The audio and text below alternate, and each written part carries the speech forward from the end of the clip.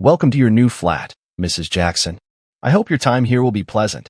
Mrs. Carl handed the keys to Mrs. Jackson. Mrs. Jackson smiled and thanked her sincerely before stepping into the flat. She had come to New York for work and had rented this flat for 2 weeks. Because of the nature of her work, she preferred staying in this flat instead of a hotel room. Most of her company colleagues also stayed in this flat during their visits.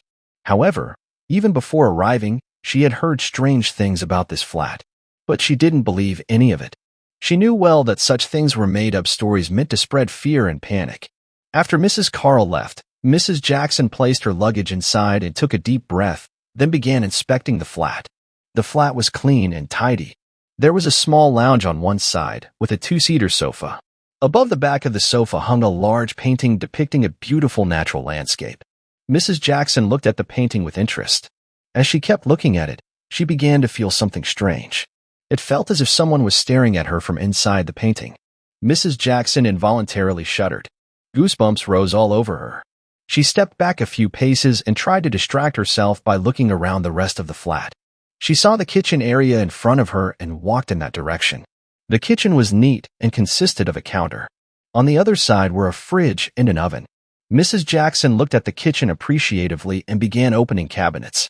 Some utensils and a few grocery items were placed inside. Mrs. Jackson mentally listed the things she needed to buy from the market that day. After that, she moved toward the bedroom. There was a single bed inside with a clean white sheet spread over it. The moment she entered the bedroom, it felt like a shadowy figure had rushed away upon seeing her. Mrs. Jackson's hair stood on end. She quickly came out of the bedroom. Fear had now gripped her entirely.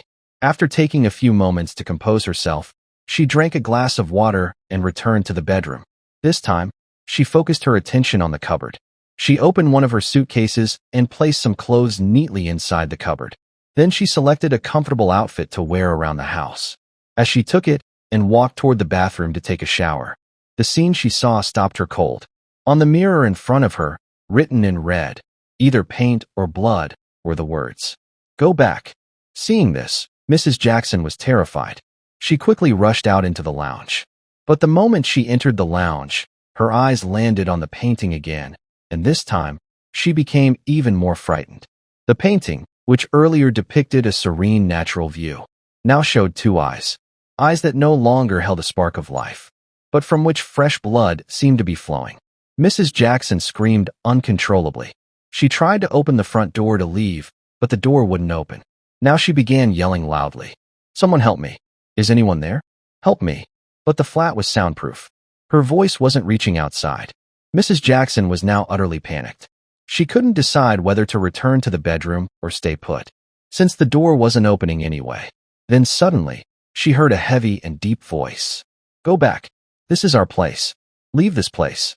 Hearing this, Mrs. Jackson instinctively covered her ears and began screaming.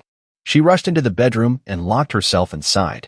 Her mind kept going back to the bathroom mirror, where the words written in what still looked like fresh blood were clearly visible. "Go back." After a while, as she calmed herself down, she suddenly thought of making a phone call to seek help. She picked up her phone and began dialing a number. But to her shock, there was no signal at all. She tried several times to call, even tried sending a message. But the network was completely down. No calls were going through, no messages being sent. Mrs. Jackson now felt a deep sense of helplessness. She was at her breaking point.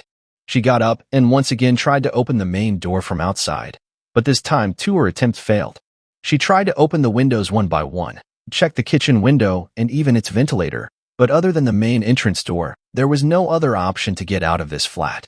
Mrs. Jackson had gotten trapped in such a trouble from which getting out had now become impossible for her. Blood was still flowing from the eyes in that painting, and those eyes were staring at Mrs. Jackson. And just then, suddenly, a scream was heard. It seemed as if a woman's throat was being slit. Hearing the scream, Mrs. Jackson became even more terrified and started screaming. Instinctively, she placed her hand on her throat because she felt the pain of being cut there, and blood was flowing from her throat. The very next moment, a shadow emerged from that painting, and that shadow started moving toward Mrs. Jackson. Seeing the shadow approach her, Mrs. Jackson began stepping backward and eventually hit the wall. By that time, the shadow moved forward and placed its hand on Mrs. Jackson's hand, and the very next moment, Mrs. Jackson was present inside that painting. There were a few scratch marks on her face, her throat was slit, and her eyes were rotating in a lively manner. And then, a few days later, Juliana came to live in that flat. The moment she entered, a terrifying feeling enveloped her. As soon as Juliana looked at that painting, her hair stood on end, because two eyes were staring at her from there, and fresh blood was flowing from those eyes.